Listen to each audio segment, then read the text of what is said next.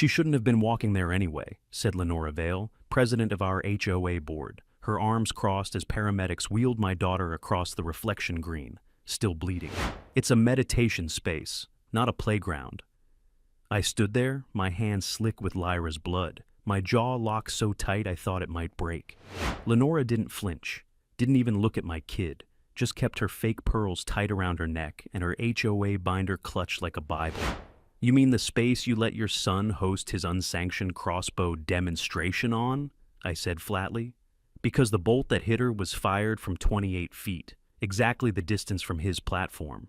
She blinked. That's when Jax arrived, boots hitting the concrete like a war drum. Don't touch that bolt, he barked, crouching beside Lyra. It's evidence. Chain of custody starts now. The HOA tried to bury it. They didn't realize my brother was still active duty, and CID. Subscribe now if you believe communities should be safer for our kids. Because what happened next? It nearly broke us all. My name's Corbin Wraith. I'm not a lawyer. I'm not a politician. I'm a cybersecurity forensic analyst. I trace patterns most people don't know exist. I don't yell, I document. And right now, the board doesn't know their insurance clause has a hole wide enough to drive bankruptcy through. But first, let me tell you about the girl who gave me a reason to fight. Lyra isn't like other kids, not because of her autism, but because she listens harder than most people talk. She wakes at 6:03 every morning and walks the reflection green in perfect figure eights, with her music headset pressed against her cheekbones, not her ears. The rhythm calms her blood sugar, regulates her nerves. That loop is her temple. We moved here after her mother passed. I bought the house because it sat 40 yards from the only tree-covered loop in the neighborhood. The HOA called it a passive space. No traffic, no barking dogs, no crowds, just green. It was perfect. Until Griffin Vale decided it was his range. I warned the board 3 times. First when I found broken bolts stuck in the mulch, then when I caught him aiming at squirrels near the benches, and finally, last week, when he launched one across the green while kids were playing tag. Lenora called it creative expression. This morning, Lyra took her walk as usual. 10 minutes in, a bolt fired clean through her shoulder and into the birch behind her. She didn't scream. She just looked up at me from the grass with this confused, empty stare. Like someone had muted the world. I wasn't the first one to reach her. Jax was jogging the perimeter, visiting for her birthday. His boots hit the concrete like thunder, his field kit already open before I could stand. He stopped her bleeding with a pressure bandage, marked the bolt without touching it, and radioed county EMS with exact coordinates. The HOA's official stance. An unfortunate accident. Lenora actually typed that up before the ambulance left the loop. But this wasn't an accident. This was a liability time bomb. One the HOA didn't report. One they blamed us for. One they thought I wouldn't know how to handle. They don't know about the firmware logs. They don't know the HOA's new central surveillance system routes through a shared subnet I helped configure during the neighborhood's smart upgrade program. They don't know I watch the footage, and they really don't know I have backups. The HOA thinks they're in control because they fine people for the wrong mulch color or mailbox shape. But their real vulnerability isn't aesthetic, it's financial. And I'm about to show them how one bolt, fired from HOA property during an unregistered HOA event, can cost them everything they've hidden behind bylaws and platitudes. Lyra's wound will heal. But this board, they're about to bleed out slowly. I didn't sleep that night. Not because of the silence, Clearbrook Trace always went quiet after 10, but because of the blinking red light on my external backup server. The HOA had wiped the community cameras, but they didn't know my personal system kept its own shadow copies. Every time I closed my eyes, I saw Lyra's face in the grass, her breath shallow, her shoulder bleeding through the bandage Jax wrapped around her. She was sleeping now, finally, her arm elevated on a pillow. Jax sat by her bed like a statue. I didn't have that luxury. I had the meeting. The HOA called an emergency session at 9 a.m. and labeled it incident clarification. I knew what that meant. They were already building a narrative that erased their fault. I walked into the clubhouse 15 minutes early. The room smelled like lemon cleaner and fear. They'd arranged the chairs into a semicircle, as if that made them look less authoritarian. Lenora sat front and center, Her HOA binder closed, her smile thin enough to cut glass. Griffin wasn't there. Of course he wasn't. "You're early, Mr. Wraith," she said, folding her hands. "We're reviewing our findings from yesterday's unfortunate event." Unfortunate. That word alone told me exactly where this meeting was headed. "I'm here to ensure the record's accurate," I said, "especially since the incident originated on HOA property." Her smile froze. So did Ephraim Coulter, sitting 2 seats to her left. He didn't look at me. His thumb tapped the arm of his chair in an anxious rhythm. He'd always been steady, calm, the voice of reason in past disputes. But today he looked scared, and guiltier than he wanted anyone to notice. The rest of the board filtered in. 8 people who acted like they ran a small nation instead of a neighborhood. The meeting started with Lenora clearing her throat dramatically.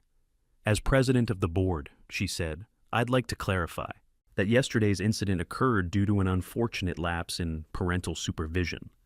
I stared at her. She didn't blink. "You're saying my daughter getting shot was my fault?" I asked. "We're simply noting," she continued smoothly, "that minors must be accompanied while utilizing common spaces during peak hours. Section 8A of our—" "She was walking," I cut in a passive zone, the same one your son was using as an archery platform." A soft ripple of discomfort moved through the room. Ephraim flinched so subtly most people wouldn't have caught it. "I did." Lenora waved her hand. "There is no evidence." "There is," I said. She stiffened, her fingers tightened around her binder. That reaction told me she already knew exactly what I had, or what she believed she'd deleted. "We'll get to that," she said sharply. "For now, the board has unanimously agreed that this was a private family accident that does not fall under HOA liability. Therefore, no incident report will be filed under HOA jurisdiction." I almost laughed. Almost. They weren't just avoiding responsibility. They were formally denying that they had any. "Your cameras captured the event," I said. "From 3 angles." "Our cameras malfunctioned," she replied. "All 3?" I asked. "At the same time?" She nodded without shame. That was when I noticed something strange. The board members weren't united. Half were avoiding eye contact, shifting in their seats. The other half looked irritated, like they knew this was wrong, but didn't want to challenge Lenora publicly. And then there was Ephraim, gripping his chair like it anchored him to a sinking ship. "Mr. Wraith," Lenora said with faux patience, "your daughter is recovering. You should focus on her well-being rather than inventing conspiracies." Inventing. That was their stance. "Where's Griffin?" I asked. "Unavailable," she replied. "Unavailable."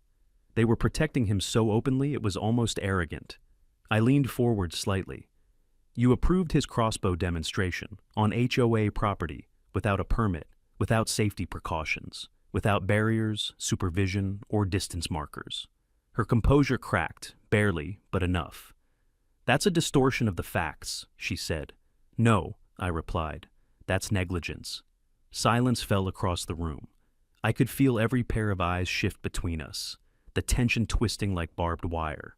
The HOA wasn't used to someone speaking to them without fear. They were definitely not used to someone who knew exactly which procedural strings would strangle them. "Mr. Wraith," she said finally, voice cold, "I'm warning you. If you continue making baseless claims—" "Baseless?" I repeated quietly. "You think I came here unprepared?" That was when Ephraim's hand trembled again. His knee bounced under the table. Something in him was cracking, piece by piece. "We're done. Here," Lenora said abruptly. "The board will issue a written notice later." "No," I said. "You're not done. Not even close." Her eyes narrowed with a threat she didn't voice. But she didn't need to. I'd already felt it the moment I walked in. The pressure, the narrative, the predetermined verdict. Except this time, they picked the wrong family. And they had no idea the insurance clause they never read was about to turn all of this back on them. Ephraim didn't say a word when the meeting ended. He stayed seated while the others filtered out, papers rustling and murmured reassurances echoing in the room like the whimpers of cowards. Lenora gave me a glare wrapped in civility and offered a final sharp "thank you for attending," then disappeared through the side door with 2 board members at her heels. I didn't move either, not until it was just Ephraim and me. The silence between us was heavy, not tense, just full, like both of us knew this wasn't the moment for clever words. I studied him. The old man's posture had slumped in the last few weeks, but today, he looked older than I'd ever seen him. Eyes dull, shoulders curled inward like he was bracing for a storm he couldn't outrun. "You saw it happen, didn't you?" I asked, voice low. His hand twitched on the armrest. He didn't answer, not yet. It wasn't just Griffin playing in the field. He was on HOA property. He was firing from the gazebo's west post. That's 30 feet to the birch tree, where Lyra collapsed. Still nothing. You watched them clean up the scene before police arrived. You heard Lenora write the narrative before Lyra even made it into surgery. He shifted, then stood, but slow. Like movement cost more than it used to. "I saw what I saw," he murmured. "But it doesn't always matter what's true, just what gets put in the binder." There it was, a crack. I stepped closer. "You're not the kind of man who lets truth rot in silence." Ephraim looked away, jaw tight. "I lost my wife 2 years ago. Lenora and Griffin brought meals, took care of the lawn, checked in on me when no one else did. That kind of thing. It keeps you loyal, even when you shouldn't be." It wasn't an excuse. It was a confession. He finally met my gaze. "But I didn't sign up to lie for her, especially not when a child's bleeding out in the grass." My throat tightened. He grabbed his coat, then paused by the exit. "The HOA server isn't as secure as she thinks it is," he said. "But that doesn't mean anything if you don't know what to look for." I did. And he knew I did. After he left, I walked the long way home, cutting through the edge of reflection green. The caution tape around the birch tree was already gone, pulled down quietly sometime during the night, just like the footage. I stood at the spot where Lyra fell. A faint rust stain marked the grass, just a shade darker than the soil. No blood trail, no shattered headset. You wouldn't even know what had happened unless you were looking for it, unless you remembered. I knelt and placed my hand flat against the earth. Cool, undisturbed, deceitful. They wanted this gone, forgotten. They wanted me silent. But they forgot what I do for a living. They forgot that digital trails, even when erased, leave shadows. Ping logs, access timestamps, remote wipe codes. And they forgot that I'd wired our house to local external backups during the last Clearbrook security upgrade. Half the community trusted Lenora's cloud-linked cameras. I didn't, which is why I still had the sound. Lyra's footsteps, the wind, the bolt-slicing air, her thud, her breath faltering. I'd listened to it 27 times. The HOA didn't just delete footage. They tried to rewrite truth. But there were too many cracks in the silence now. Ephraim was one of them. I passed his house on the way home. A modest colonial with white trim and a porch swing that groaned under its own age. His blinds were open. He sat inside, staring at a blank TV screen, remote untouched in his lap. He was unraveling. Guilt eats slower than anger, but it goes deeper. And when the moment came, when pressure built just enough, I knew Ephraim Coulter would either help me sink Lenora Vale's ship or go down with it. The violation notice came on Wednesday, folded in thirds, delivered by hand. A cream-colored envelope with a neat, cursive label. Corbin Writhe, lot, number 42. No return address, no board signatures, just a typed note inside stating that my external devices violated neighborhood aesthetics, and that unauthorized electronic surveillance positioned near common areas required board review. It wasn't just petty. It was calculated. They didn't reference the bolt, or the injury, or the fact that my daughter was still on antibiotics, her arm in a sling and her sleep shattered into nervous cycles. Just devices, the same ones they'd tried to erase. I walked out front and stared at the HOA relay box mounted on the corner of the east light pole. It hummed quietly, pretending to be helpful. It was the same one they'd installed 3 months ago when Lenora pushed the Unified Neighborhood Safety Initiative through a 5-3 vote, said it would make Clearbrook more secure, said homeowners wouldn't need individual systems anymore, except I never unplugged mine. I never trusted centralized anything. So while most of my neighbors rerouted their footage through the HOA subnet, I had mine mirrored to a local RAID array and stored offline every 48 hours. And that meant I had records, I had logs, more than they realized. The deletion had been sloppy. They'd run a blanket wipe on the subnet at 4:07 p.m. the day of the shooting. I found the timestamp in my own archive. What was interesting, though, was what came after.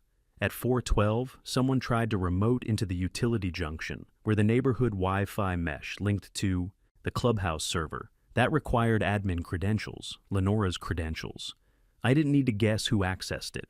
What I needed was confirmation that Griffin's crossbow setup on the gazebo had been cleared, or more specifically, not cleared for use as an HOA event. So I did something I hadn't done since I left contract work with the DoD. I accessed the auxiliary log files embedded in the system's firmware, not the user dashboard, not the homeowner interface. The back-end timestamps baked into the device itself, the ones you had to know existed to find, and I found it. 3 days before the incident, Lenora had manually approved a temporary access code for the gazebo's lockbox. She labeled the event Youth Enrichment Ballistics Awareness Demonstration. Griffin Vale was listed as the instructor. No oversight, no secondary adult authorization, no permit application, no safety barrier code, just a name, a space, and a borrowed title. They'd tried to make it look formal, but skipped every real requirement. She used HOA property, she approved it herself, and she never logged it in the public calendar. I copied everything: screenshots, timestamps, system logs, certificate IDs. I bundled the metadata, encrypted the drive, and backed it to 2 sources: my secure server and a disposable cloud instance hosted under my consulting firm's legal archive system, just in case. Because I knew what came next wouldn't be quiet. I stepped out onto the porch that evening, just as the sun dipped behind the tree line. Across the street, the gazebo stood silent, lit by soft LEDs and washed clean. No sign of the blood, the shattered headset, or the scattered bolt fragments. They'd erased everything physical, but they couldn't touch what lived in the data. My phone buzzed. Text from Jax. "Any movement?" I typed back. "Violation notice, retaliation." Server logs confirmed she authorized the event. Griffin listed, "No safety measures." A pause. Then, "Liability breach. They're cooked. Want me to talk to insurance guy yet?" I didn't reply right away, because even though I had enough to make a move, something in me wanted to wait. Not from fear, from control. This wasn't just about proving Lenora negligent, it was about forcing the board to see it unravel, to watch their quiet empire start to collapse. Not in one headline, but in a slow, undeniable drip. And when they finally noticed the water pooling at their feet, it would be too late to plug the holes. Thursday morning came with rain. Not a storm, just that slow, cold drizzle that seeps into your bones before you realize you're wet. I stood in the middle of the reflection green, hood up, watching the droplets slide off the birch where Lyra had fallen. She wasn't with me. Jax had taken her to therapy that morning, one of the few things she agreed to since the bolt went through her shoulder. She hadn't walked the loop since, and the HOA was pretending it never happened. That was the part that sat in my chest like a nail, the silence, the way neighbors avoided my eyes, the way Griffin's name disappeared from casual conversation, the way Lenora smiled when passing my porch, as if we were 2 parents dealing with an incident, not a felony. I needed something stronger than surveillance logs. So I called in a favor. Jax arrived at noon. No uniform, no insignia, just a plain black windbreaker and that walk, tight-shouldered, grounded, like he never really left the service. He nodded once when I opened the door. "You bring it?" I asked. He tapped the duffel slung over his back. "Standard field kit, ballistics grid, high-res mapping lens, angle capture suite. You still have the bolt?" I led him to the office. I'd kept it stored in a sterile tube, untouched since the paramedics pulled it from Lyra's arm. Jax opened the container, slid the bolt out gently, and whistled. "Commercial spec, carbon shaft, steel tips, aftermarket." He rotated it under the desk lamp. "Look here, micro-scoring along the flight grooves. Someone modified this." "Modified how?" He tilted the bolt again. "That's a groove marker for sighting calibration, not something a beginner uses." Griffin knew what he was doing. I didn't say anything. He held the bolt beside a printed layout of the reflection green, then used a rangefinder to estimate trajectory. He was firing from the gazebo's northwest post. At that angle, the bolt didn't deflect. It was a clean line, and Lyra was in the path. So no bounce, no accident. "Nope." Jax unpacked the grid lens and laid out a surveyor's cloth over the floor. He'd done this before. in war zones, crime scenes, and once for a case involving a rogue private contractor in San Diego. He didn't blink. He just marked data points with methodical precision. I watched as the model built itself, line by line. Now, Jack said, let's run the metadata. I handed him the exported logs, the ones Lenora tried to scrub. He fed them into the software, syncing timestamps, GPS markers, and visual triangulation with the HOA's shared network logs. When it finished, the results were impossible to dispute. Griffin Vale had fired from HOA property, at a time authorized by Lenora, using a bolt type modified beyond entry level, and the bolt's trajectory passed directly through the point where Lyra walked her daily loop. I stared at the screen. This wasn't evidence. This was liability. Documented, time-stamped, geolocated liability. Insurance will flip when they see this, Jax muttered. You planning to go straight to them? Not yet, I said. He looked at me sideways. You're building pressure. They tried to erase it. They tried to fine me. They're trying to make this go away without facing a single consequence. And you want them to feel it first. Exactly. He packed up the kit. You'll need more than logs. You'll need the connection between her approval and Griffin's use of the space. I've got it, I said. Authorization key, ID tags, even her digital signature. She entered it directly into the HOA's system. Jack smirked. Then the only thing left is how loud you want the fall to be. I stared at the blueprint on the screen, the reflection loop, the arc of the bolt, the moment of impact. It looked clinical, but I knew better. That line wasn't just trajectory. It was betrayal. It was the path of a mother who defended her son over the truth, a board that protected itself over a child, a neighborhood that worshipped order more than justice. I copied the file to 3 separate drives, and I named it Evidence Lyra. Woe 1. The number wasn't for style. It was a warning. The insurance clause was buried on page 23 of the HOA's liability binder. Boilerplate language most people never read. But I did. Twice. Because that's what I do. I read the fine print after someone bleeds. Section 7, subparagraph B. HOA shall assume financial liability for any injury or property damage occurring on common grounds during sanctioned or board-approved events if said incident results from negligence, lack of safety compliance, or insufficient adult supervision. They had no idea what they'd signed. By Friday, I had everything I needed, not just the logs, the trajectory analysis, or Jax's modeling overlays, but the clause itself, highlighted, notarized, matched with Lenora's own approval timestamp authorizing Griffin's event as Youth Enrichment Ballistics Awareness. They didn't just commit a moral failure, they committed a procedural disaster. And now, every homeowner in Clearbrook Trace was financially exposed because the HOA board skipped protocol and buried the truth. I didn't tell anyone, not yet. I needed the board to breathe comfortably for one more weekend. I needed them to believe their silence had worked, that their citations, fake smiles, and denial tactics had worn me down, that they'd won. They hadn't. I spent most of Saturday assembling the dossier, 41 pages, not a single word of speculation. Just records, logs, range maps, system activity, cross-referenced HOA rules, screenshots from the security relay firmware. And at the heart of it, a single undeniable fact. Griffin Vale had fired from an HOA-owned structure during a board-sanctioned event, without safety barriers or adult oversight, and had seriously injured a minor, and Lenora had approved it. That alone triggered a breach. But the kicker? The HOA had failed to disclose the incident within the required 72-hour window to the carrier. That voided their claim eligibility, which meant the next step wasn't just internal, it was financial. They didn't just put Griffin at risk of juvenile charges. They put the entire neighborhood at risk of losing coverage. I emailed the final version to my offline backup, locked it with a private key, then stared at the send button on the encrypted draft to the carrier's general counsel inbox. I didn't press it. Not yet. That night, I sat on the edge of Lyra's bed, watching her sleep under a soft galaxy lamp spinning overhead. Her breath was shallow but steady.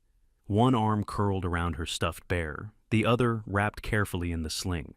She hadn't spoken about the incident, not once. She only asked once whether the Arrow boy would be back at the park. I told her no, I would make sure of it. Downstairs, Jax was still awake, reading through the printed binder on the kitchen table. He was quiet, meticulous, turning pages with the same care he used on a field assignment. "They'll panic once this hits," he said without looking up. "They should." He closed the binder. "You want them out?" "I want them accountable." Same thing.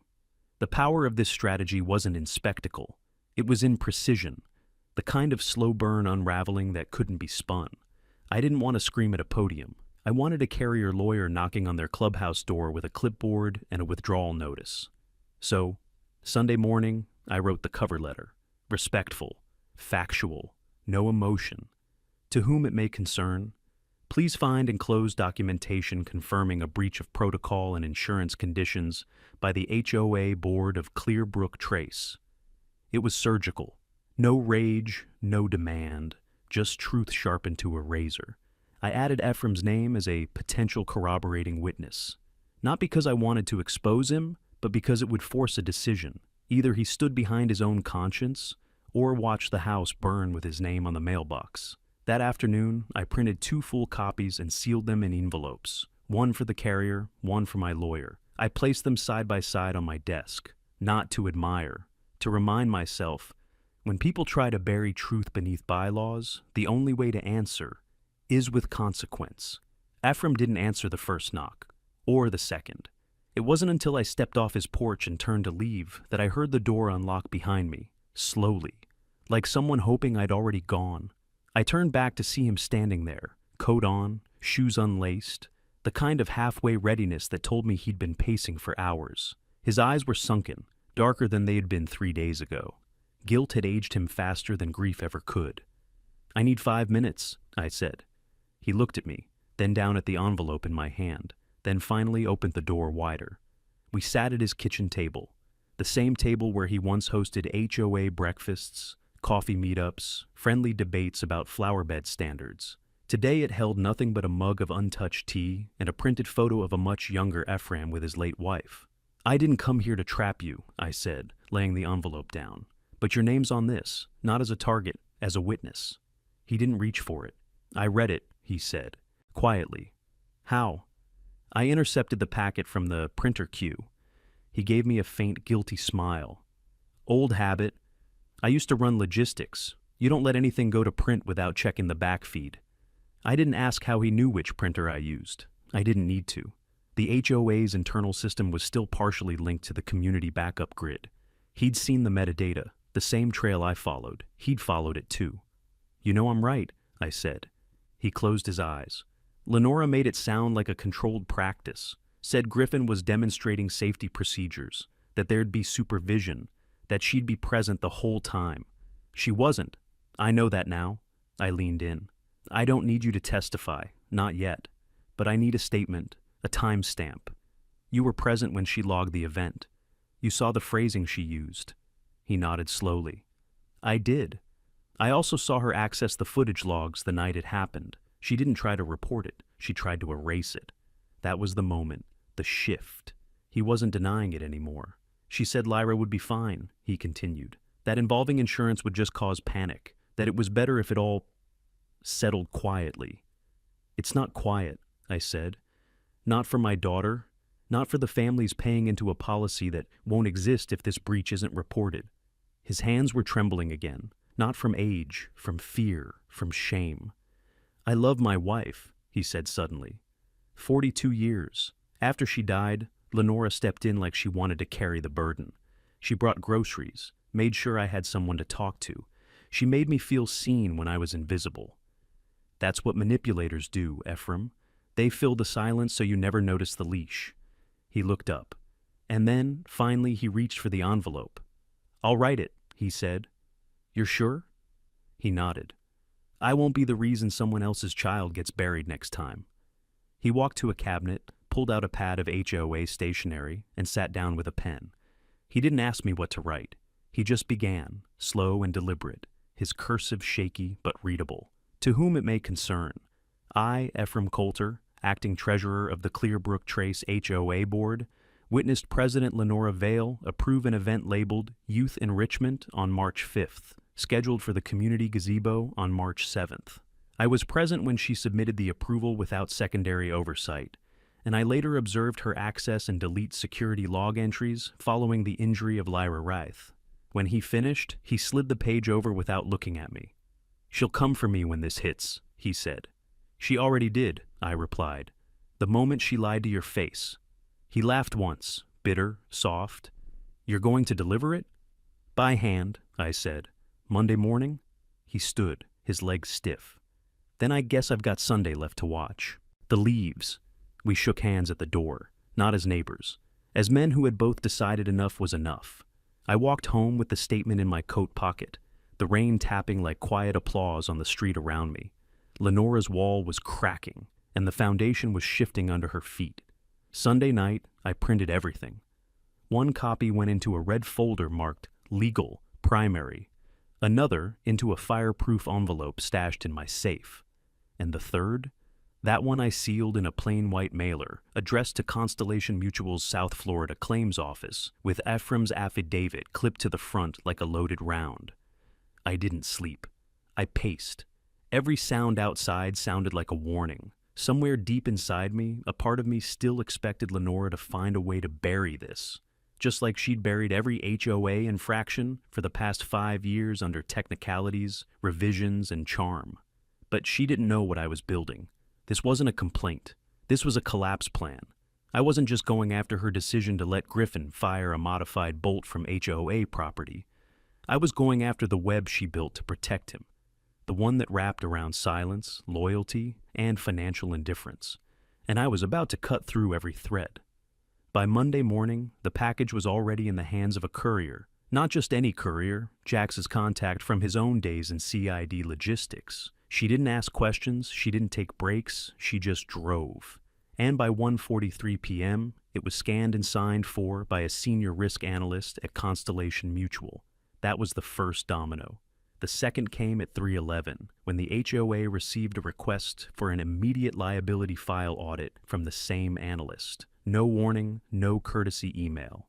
Just a formal inquiry sent to Lenora's HOA inbox and CC'd to the treasurer, Ephraim. And like clockwork, the phone calls started. The first came to my cell. Unknown number. I let it ring twice before I picked up. "Mr. Wraith," Lenora's voice was syrupy, strained, and too calm. "We received a curious message from our insurance carrier today. Would you happen to know anything about that?" "They're doing their job," I said. Her silence stretched, then carefully. "You've taken something internal and turned it into an external liability. It was always a liability. You just hid it. I think we should talk, privately, before things escalate. I think you should read the clause you signed 3 years ago before pretending you're still in control." I hung up before she could respond. By the time I got back home from picking up Lyra's prescription, Jax was waiting on the porch. He'd spent the morning gathering 3 more resident statements. Nothing official, just quotes and dates from neighbors who'd seen Griffin practicing with the Crossbow weeks earlier. One even had a photo, blurry, low-res, but clear enough to show a bolt lodged in the far tree. We included it in the supplemental packet. I logged everything. I time-stamped everything. Because this was the point where people like Lenora tried to twist the story into knots. But knots don't hold when the data's clean. At 6:02 p.m., I sent the full supplementary packet to the carrier, titled Supporting Evidence, Reflection, Green Incident. And by 6:34, I got the reply. "Mr. Wraith, we acknowledge receipt of the documentation and will be initiating an internal review for breach of policy and delayed reporting." I stared at that sentence for a long time. It was cold, official, unemotional, but it was the first real sign that this wasn't going to fade. It was going to detonate. And when it did, it wouldn't just take Lenora's smug authority with it. It would take every bylaw she used to shield herself. Every precedent the board used to intimidate this neighborhood. Every silence they bought with fear. That night, I walked Reflection Green again, alone. The breeze carried the smell of cut grass and wet bark. The benches were empty, the lights dimmed to soft amber. It was peaceful in the same way a battlefield sometimes is, right before the first shot. I stopped at the birch, not to mourn, to remember. I knelt, pressed one hand against the soil, and whispered the one promise I hadn't said aloud until now. "They're going to know your name, Lyra. Not because of what happened to you, but because of what didn't break us." The wind shifted. Somewhere behind me, a porch light flickered, and in the quiet, I realized Lenora Vale had no idea the worst part wasn't what I'd already sent. It was what came next. By sunrise, the letters were already printed. Constellation Mutual had moved faster than even I expected. They didn't wait for the board to respond. They didn't bother with warnings. They sent notices. Cold, formal, and surgical. Notice of temporary coverage suspension. Pending internal investigation. Effective immediately. Every homeowner in Clearbrook Trace received one. Every mailbox. Every door. Some even got emails if they had signed up for digital correspondence through the HOA portal. The effect was instantaneous. Before I even finished my first cup of coffee, the group chat lit up. Did anyone else get this insurance thing? Is this real? What happened? Why is our liability coverage suspended? I just refinanced. Panic spread in real time. It didn't need encouragement. When a gated community finds out they are now uninsured, everyone scrambles, especially the ones with pools, trampolines, and young kids. At 9:07 a.m., I got a text from my neighbor down the block, Corbin. "Lenora's calling an emergency board session. Private. No residents." 10 sharp. Of course she was. They always tried to close the doors once the fire started. But this time, I had the match. I forwarded the insurance notice to half a dozen residents I trusted. People who had started pulling away from Lenora's grip after Lyra was injured. I told them, nothing more than, "Bring a chair, they'll try to keep you out." At 9:56, I arrived at the clubhouse. The doors were closed, the windows were drawn. Inside, I could hear them already. Lenora's voice sharp, clipped, on edge. The others murmuring, questioning, afraid. I waited until the last moment before I knocked. Once, loud enough to silence the room. A pause. Then the door opened an inch. Lenora's face, tight, pale, threatened. "This is a board-only meeting," she said. "Not anymore." I held up the printed letter from the Constellation Mutual. "You opened the gate. I'm here to explain how it slammed shut." Behind her, I saw Ephraim. His shoulders straightened the second he saw me. No nod, no words, just silent agreement. And that was enough. Lenora tried to block the door. "This is highly inappropriate." "Not as inappropriate as approving a weapons demonstration without a permit," I said. "You don't have standing." "I do now." I stepped inside. 3 other residents followed, quietly, calmly. One of them carried their own insurance letter. Another had the HOA handbook open to the page that guaranteed residents access to all liability communications and meetings where coverage is impacted. Lenora's control cracked right then. Her voice faltered. Her words turned defensive. But the board? They listened. They heard me explain the clause. They saw the images, the log files, the authorization entry with her name on it. They read Ephraim's affidavit, his signature scrawled with reluctant courage across the bottom. I laid out every detail, every timestamp, every omission, and then I showed them the cost. Premiums would triple if we were lucky. If we weren't, the HOA would be dropped permanently. Lenders would flag the neighborhood. Buyers would back out. The illusion of order Lenora had built with citations, threats, and polished newsletters would collapse into a mess of legal exposure and lawsuits. When I was done, no one said a word, until Ephraim stood. "I supported Lenora for years," he said quietly, "but I didn't sign up for cover-ups. We owe our neighbors better than silence." And then he walked out. One by one, others followed. The last to leave was Lenora. She didn't say anything. She just stared at me, like she couldn't decide whether to scream or beg. But the truth was, neither would have mattered. This wasn't personal anymore. It was systemic, and she'd built the system that now swallowed her whole. By noon, the clubhouse was empty. By 2, 3 board members had resigned. By 4, the HOA lawyer sent out an emergency request for arbitration. And by sunset, I was back on my porch, watching Lyra take her first steps across the reflection green since the bolt had landed. She moved slow, careful, but her feet were steady. I didn't call out. I just watched. And in that quiet, I knew. The damage was done. And the reckoning had only just begun. the letter on my porch, didn't come in an envelope. It was taped to my door, printed on blank white paper, no letterhead, no signature, just words. You've ruined everything for the rest of us. Hope your daughter's proud. No name, no courage. But I knew exactly whose keyboard it came from. The HOA's internal war had spilled into the open now. Half the neighborhood was stunned into silence. The other half was turning, not just against Lenora, but against the idea that anyone had ever stood up to her at all. When you expose rot, not everyone thanks you. Some blame you for the smell. I folded the letter and slid it into the same folder that held the logs, the trajectory diagrams, the insurance correspondence.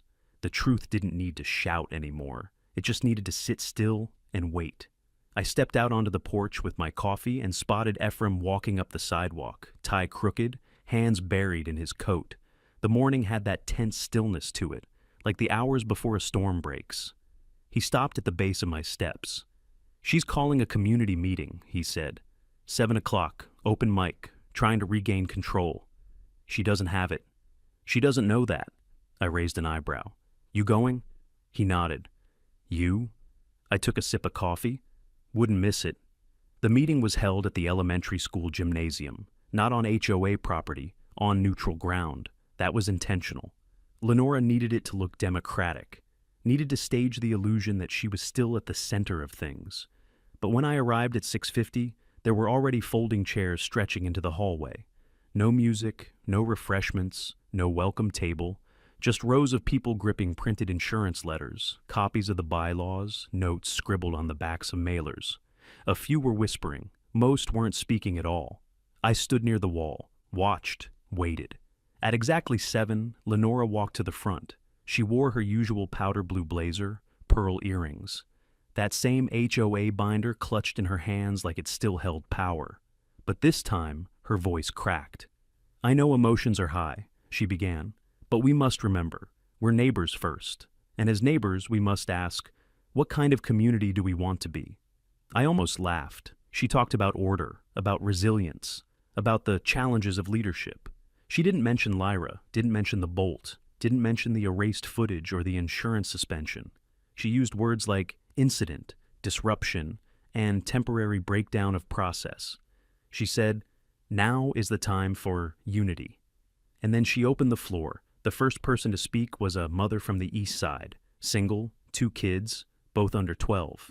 "My homeowner's insurance lender just flagged my policy," she said, "because the HOA didn't report an injury on common grounds. My premiums are doubling. I want to know who's paying for that." No answer. Then came a retired couple. Then a young father. Then a woman who'd been fined 3 times for her garden gnome. Then silence. And then Ephraim stood. He walked slowly to the front, pulled a single sheet from his coat, and placed it on the podium. "My name is Ephraim Coulter," he said. "I was the treasurer of this HOA for 9 years. I watched every vote, signed every ledger.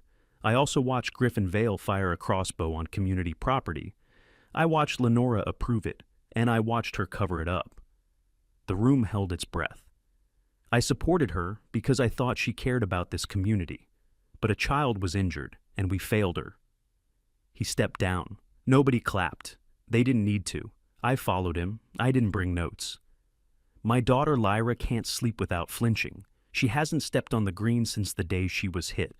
Not because of Griffin, but because no one told the truth." I turned to face Lenora. "You didn't just fail to report it. You lied. You erased evidence. You exposed every homeowner in this room to financial and legal risk because you couldn't admit your son made a mistake." I turned back to the room. "And you fined me for my cameras." I walked off without another word. That was enough. The vote wasn't official, not yet. But the signatures started that night, and Lenora Vale knew, the moment I walked away, that she was done. The recall petition took less than 48 hours, door to door, phone to phone, across backyard fences and grocery store lines. Neighbors who hadn't spoken in years were suddenly united in quiet fury. Not everyone was loud about it. Some just nodded, signed, and closed the door with a look that said, "Finally." Lenora didn't fight it, not directly. She issued a formal board statement calling it a premature attempt to exploit temporary confusion, but she didn't deny the claims. She didn't mention Ephraim's affidavit, or the insurance freeze, or Lyra. She was waiting for someone to give her a way out that looked like a choice. But by Thursday evening, the signatures reached quorum. A special vote was scheduled for Friday at 6 p.m., held not in the clubhouse, but at the public library's event room, another neutral space, another reminder that this wasn't her stage anymore. Jax offered to come with me. I told him no, this was mine to carry. Lyra was at home, with her favorite movie playing low in the background. She still hadn't asked about the meeting. She didn't need to. Kids know when something important is happening, even when no one explains it. I arrived 10 minutes early. The room was already full. Not packed, not loud, just full. Every seat taken. People standing along the back wall. The HOA's lawyer sat stiffly at a corner table, pretending to take notes. Ephraim stood near the far wall, not part of the board anymore, but clearly present. His shoulders were square, his face unreadable. Lenora sat at the head of the room, behind a folding table draped in navy fabric. No binder this time, no pearls. Just her hands folded neatly in front of her, knuckles white, jaw locked tight. The moderator, a third-party facilitator from the county registrar, stood up and cleared his throat. This session is being held to consider the removal of Lenora Vale from her position as president of the Clearbrook Trace HOA. Per community bylaws, all homeowners in good standing may cast a vote. He gestured to the ballot boxes on either side of the room. The process was quiet. No speeches, no rebuttals, just checkboxes and names. As I moved through the line, I saw her watching me, not pleading, not defiant, just staring, like someone trying to memorize the moment before the sky gives out. I marked my vote, folded the paper, dropped it in. Then I stepped outside. The air was cool, dry, the kind of evening that reminded me why I bought here in the first place. Before everything cracked, I waited by the library's stone benches until the doors reopened 40 minutes later. The moderator stood just outside, clipboard in hand. By a margin of 79 to 21, he said, voice calm, Lenora Vale is hereby removed from her position, effective immediately. There was no cheer, just quiet nods, tight exhales, the sound of something heavy shifting. Lenora didn't storm out. She walked, slowly, past the benches, past the people, past me. She didn't say anything. She didn't have to. Because in the end, this wasn't about her. It was about all the people she stepped over to stay in power, about the fines, the silence, the wounds no one could see on paper, and the child she refused to name in public, because doing so meant admitting what happened under her watch.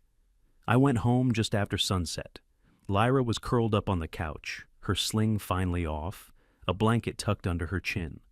The movie was still playing, but she'd fallen asleep before the second act. I knelt beside her, brushing a stray hair from her forehead, and let myself breathe for the first time in days. Not because the vote was over, but because something deeper had shifted.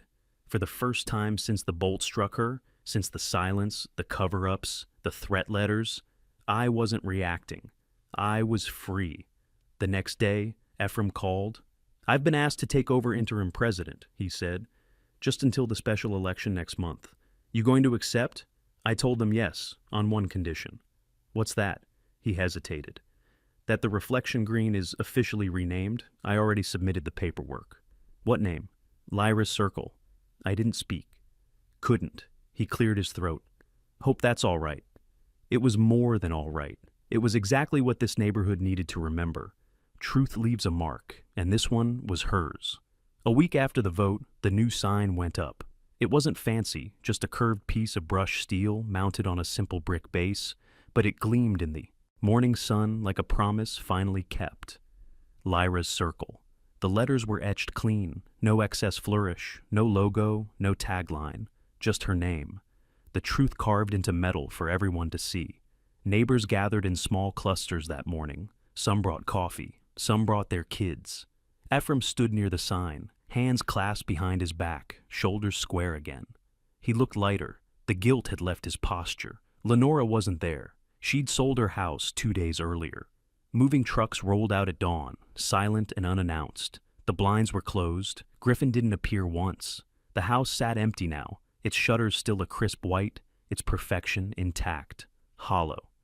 I didn't celebrate. I didn't smile. I just stood beside Lyra as she reached up, her small fingers brushing the cold metal, Her shoulder had healed cleanly, though the scar still drew a faint line under her skin. She didn't mind it. She said it looked like a war line. Jax told her that was exactly what it was. He was back on base now. He'd left me a note before he flew out. Mission complete. Don't let peace make you soft. Typical Jax. All steel, all heart. Ephraim joined me by the edge of the loop. "Never thought I'd see this day," he said quietly. "Me neither. You keeping the cameras up?" "Every single one."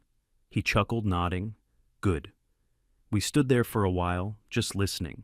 Kids' laughter, the wind in the leaves, a dog barking in the distance, the sound of a neighborhood breathing again. The HOA still existed, of course. Paperwork never dies, but the soul of it had changed. The new board was smaller, humbler. The fines stopped. The rules softened. They started funding safety programs instead of issuing violations. They planted new trees near the green, built a small shade canopy with benches under it. One of them engraved with a quote Ephraim insisted on. "Order means nothing without conscience." Lyra sat there sometimes, tracing the words with her fingers. She'd started walking the loop again, this time with a small group of kids from her class. They carried sketchbooks, not devices. Some days she'd stop near the birch and just stand still, eyes closed, listening. She said the place sounded different now. She wasn't wrong. I still check my logs every week, even though nothing ever happened. Habit maybe, or maybe just knowing I could. That control, earned, not assumed, kept me steady. The HOA still had its server, but I owned my independence.